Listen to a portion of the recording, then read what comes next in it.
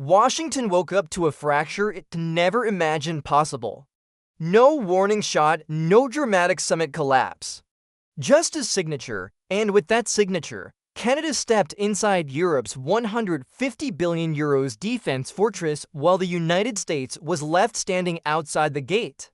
Not as an observer, not as a consultant, not as a privileged ally. Locked out. Canada, a founding NATO member, a country that fought beside the United States in every major conflict of the modern era, has formally joined Europe's Security Action for Europe program as its only full non-European participant. Joint procurement, coordinated weapons development, submarine production, cyber warfare systems, defense financing structured to exclude American supply chains, and Washington did not see it coming. For years, American policymakers treated Ottawa as a fixed asset, a guaranteed customer, a predictable partner. 75% of Canadian military procurement flowed south: fighter jets, radar systems, missile platforms, maintenance contracts. Billions of dollars routed automatically into American defense balance sheets. It was assumed that geography meant loyalty, that an ORAD meant permanence, that economic integration meant strategic obedience. That assumption just collapsed. The miscalculation was simple. Pressure would produce compliance. Tariffs would produce submission. Public threats would produce alignment. When Washington escalated rhetoric about sovereignty, when economic leverage was weaponized, when NATO commitments were publicly questioned, the expectation was that Canada would retreat inward. Instead, it diversified outward, and Europe was waiting. If you value deep geopolitical analysis that goes beyond headlines, this is the moment to engage.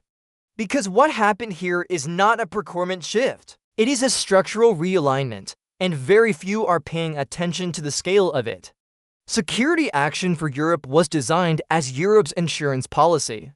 After Russia's invasion of Ukraine exposed ammunition shortages, supply chain fragility, and industrial decay, European leaders faced an uncomfortable truth: their militaries were dependent.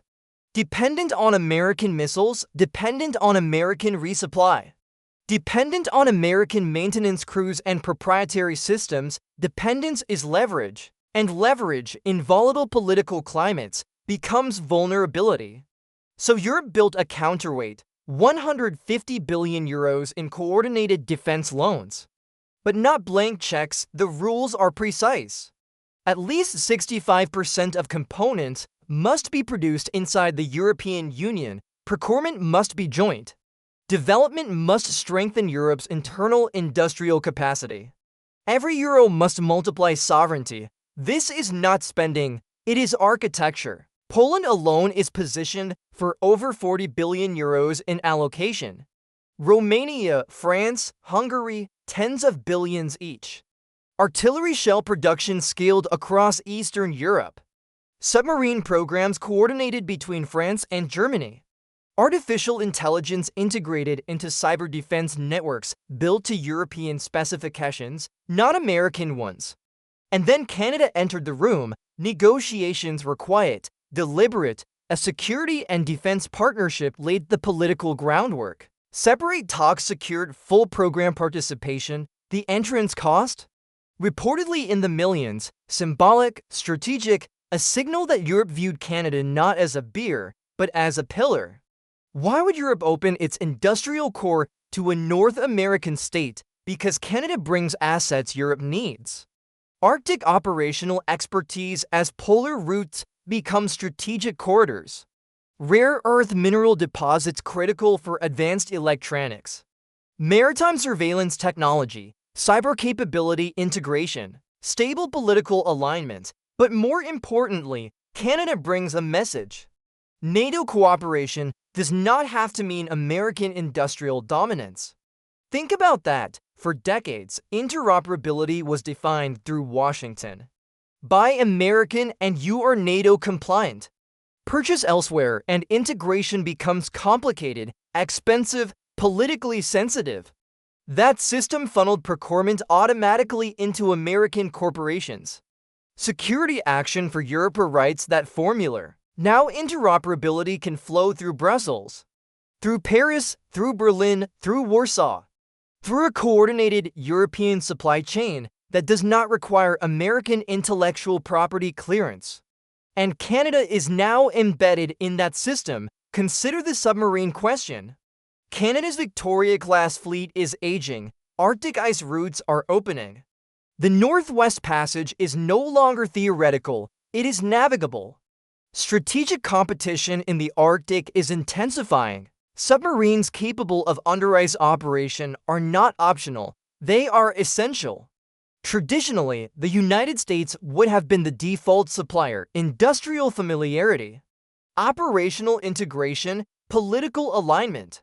But through joint European procurement, Canada can co-develop next-generation platforms with France and Germany.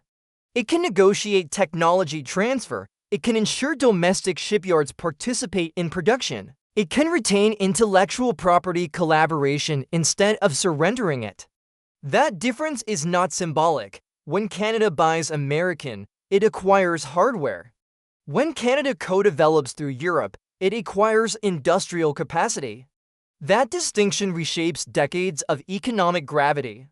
And submarines are only the beginning. Cyber warfare integration, artificial intelligence-enabled surveillance, electronic warfare platforms, secure communications architecture aligned with European networks, all financed through a mechanism that American contractors cannot access due to the 65% European content rule. Let that sink in. American defense firms cannot bid on contracts financed by this 150 billion euros structure. Not partially, not indirectly, structurally excluded. If even 30% of Canada's annual defense procurement shifts through European channels, that represents billions redirected every year, over a decade, tens of billions, over the life cycle of submarine and cyber modernization programs, potentially $50 billion or more. For Washington, this is strategy. For defense factories in states dependent on export contracts, this is revenue evaporation.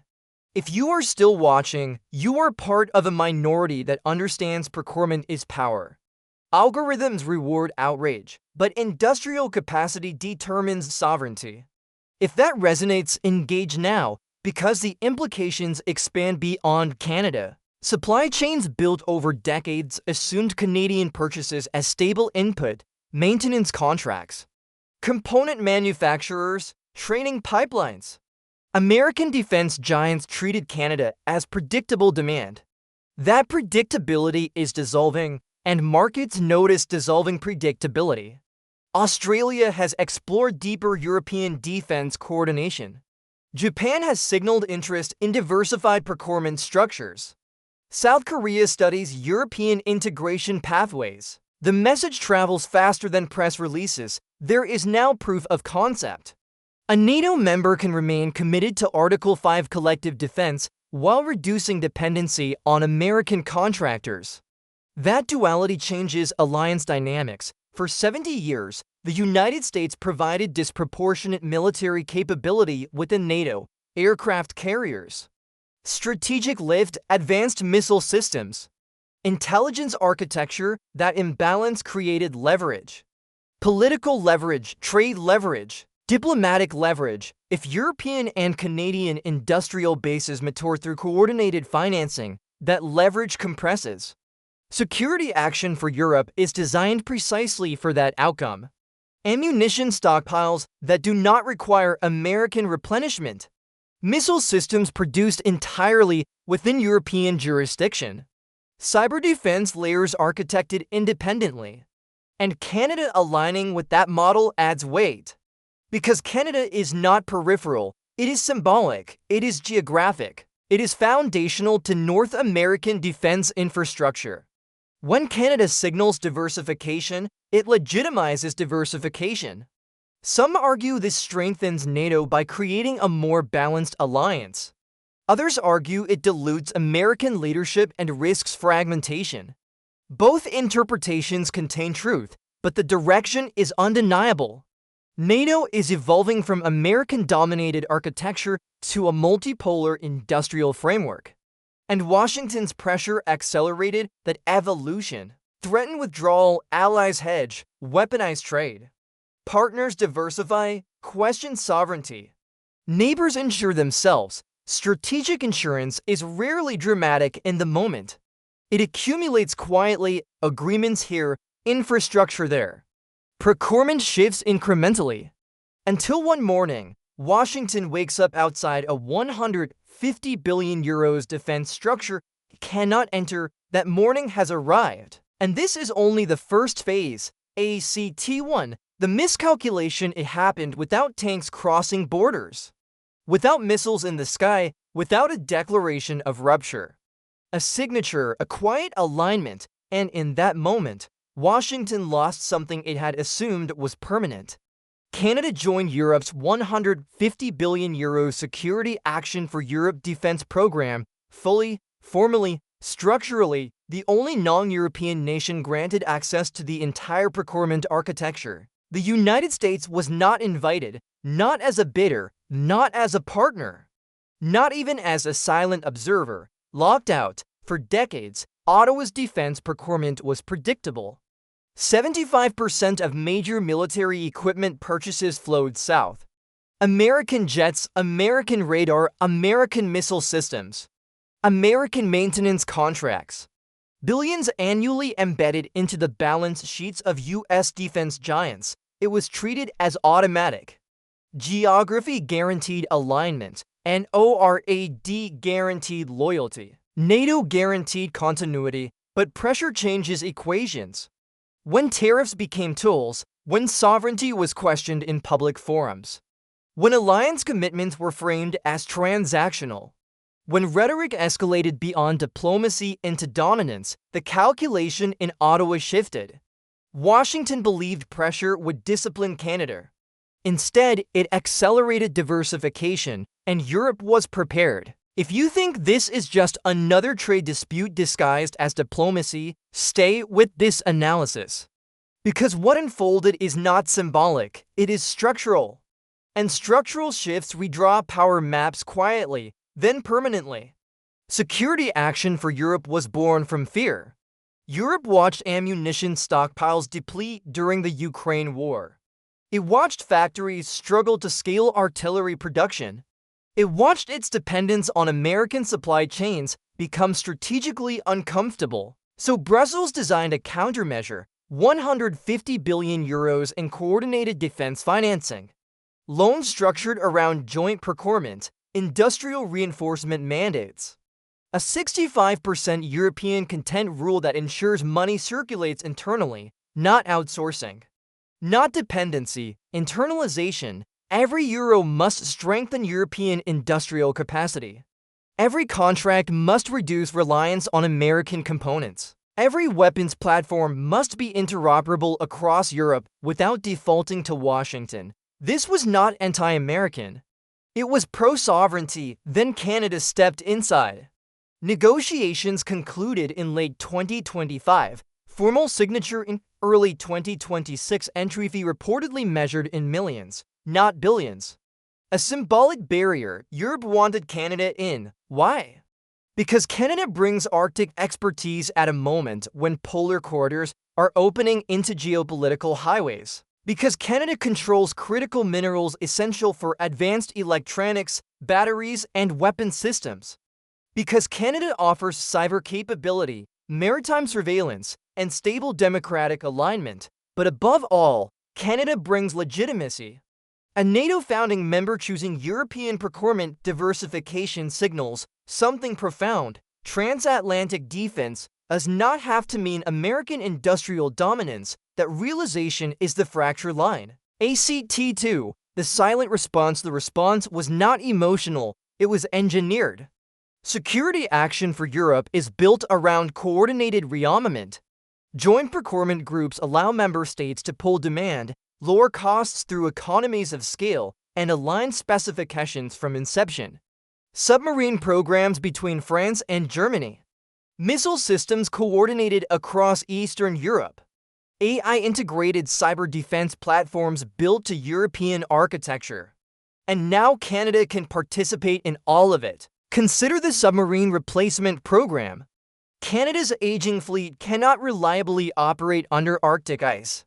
The Northwest Passage is no longer theoretical. Climate shifts have transformed it into a strategic corridor contested by major powers. Under ice operational capability is not optional. Traditionally, American shipbuilders would dominate that conversation, interoperability through NATO standards. Maintenance pipelines already integrated, political simplicity. But under security action for Europe, Canada can co-develop next-generation submarines with European partners. It can negotiate technology transfer. It can embed domestic shipyards into the production chain. It can retain engineering knowledge instead of surrendering intellectual property abroad. That distinction reshapes industrial sovereignty. When Canada buys American equipment, it acquires platforms. When it co-develops within a joint procurement framework, it acquires capacity. Capacity compounds. Cyber systems follow the same logic.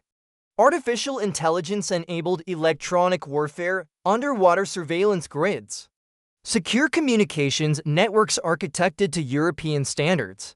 Interoperable within NATO, yet not dependent on American proprietary integration, the 65% rule is decisive. American contractors cannot compete for contracts financed through this structure. They are structurally excluded. Let that register. This is not symbolic diversification. It is legal exclusion. If Canada shifts even 30% of its procurement spending into European channels, that represents billions annually redirected. Over a decade, tens of billions, over the life cycle of submarine and cyber modernization programs, potentially $50 billion or more. For Washington policymakers, this is strategic adaptation. For American defense factories reliant on export contracts, this is revenue erosion. If you understand that supply chains equal leverage, then you understand why this matters. Engage with this analysis if you value depth over headlines, because the realignment underway is not loud, but it is relentless. Canada's move also recalibrates NATO's internal gravity.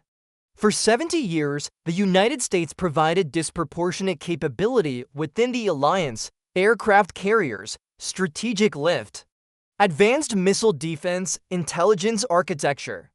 That imbalance created leverage. If European industrial capacity expands and Canada integrates into it, that leverage compresses. Security action for Europe is not temporary stimulus. It is an industrial doctrine. Ammunition factories reopened in Poland. Missile production scaled in Romania. Naval engineering reinforced in France and Germany.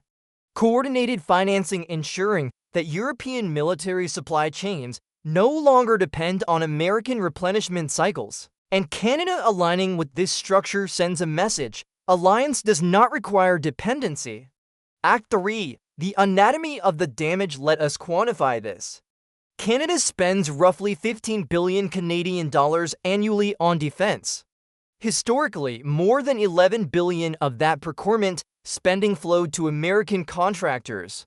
Year after year, predictable, embedded, shift 30% of that through European channels, and approximately 3 billion annually exits American order books. Over 10 years, that is 30 billion. Submarine programs alone could represent 20 to 30 billion over their life cycle. If awarded to a Franco-German consortium instead of American shipyards, that is tens of billions in lost revenue for US manufacturers at cyber modernization. Radar systems, electronic warfare upgrades. Logistics networks, the number escalates.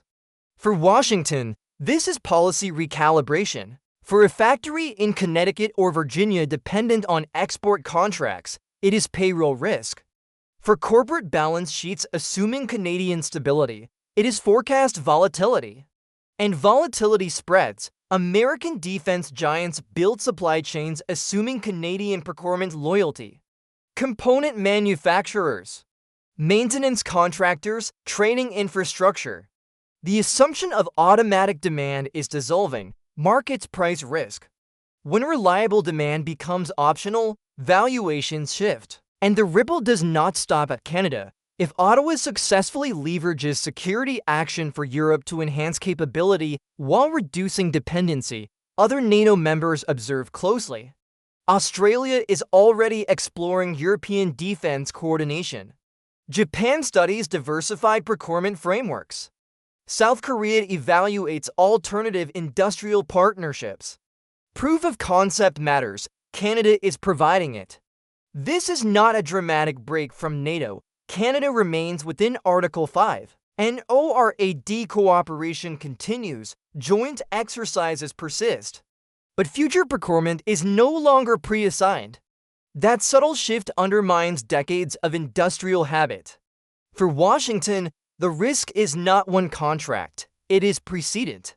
If NATO allies realize they can build interoperable systems independent of American contractors, then American industrial leverage diminishes structurally. And leverage once diminished rarely returns.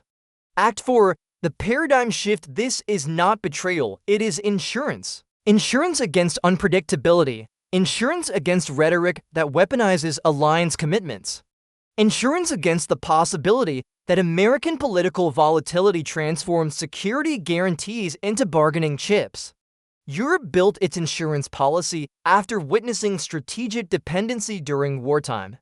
Canada joined that policy after experiencing diplomatic pressure firsthand. Together, they are constructing an alternative pillar within NATO. Some argue this strengthens the alliance by distributing burden more evenly. Others argue it fragments leadership and dilutes cohesion. Both interpretations contain truth. But history rarely rewards static structures, it rewards adaptive ones. NATO is evolving from American-dominated architecture to a more balanced industrial ecosystem.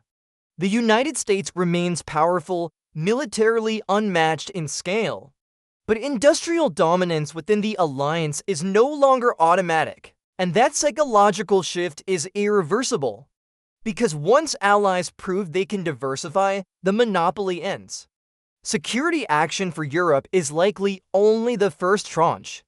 Future European fiscal frameworks may expand defense financing into the hundreds of billions. Canada is already positioned within the tent, Canadian companies eligible to bid. Canadian engineers embedded in working groups designing next-generation systems. From customer to collaborator, from beer to builder, that transformation carries economic gravity. Jobs created domestically, intellectual property shared. Industrial capacity anchored in partnership rather than purchase. For 70 years, the assumption was simple. European security meant American military-industrial primacy. That assumption is eroding. Not through confrontation, through constriction. Washington did not lose Canada in a single decision. It lost exclusivity through cumulative pressure, threatened withdrawal, and allies hedge. Apply tariffs and partners diversify, question sovereignty, and neighbors insure themselves. Pressure intended to consolidate influence produced dispersion instead. And here is the question that will define the next decade. Does the United States adapt to a multipolar NATO industrial structure, or does it resist it? Because resistance will accelerate diversification. If you believe alliances must evolve to survive, then you are witnessing evolution in real time. If you believe dominance must be preserved at all costs, then this shift appears as betrayal. Which is it? Comment your strategic assessment. Is Canada strengthening NATO by diversifying, or weakening it by diluting American leverage? There are no easy answers, only consequences. What is undeniable is this: Canada is now inside Europe's 150 billion euros defense architecture.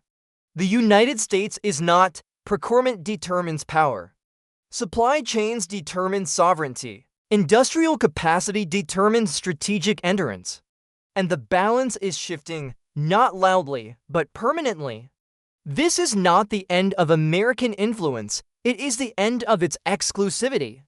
And that difference will define the next era of transatlantic security.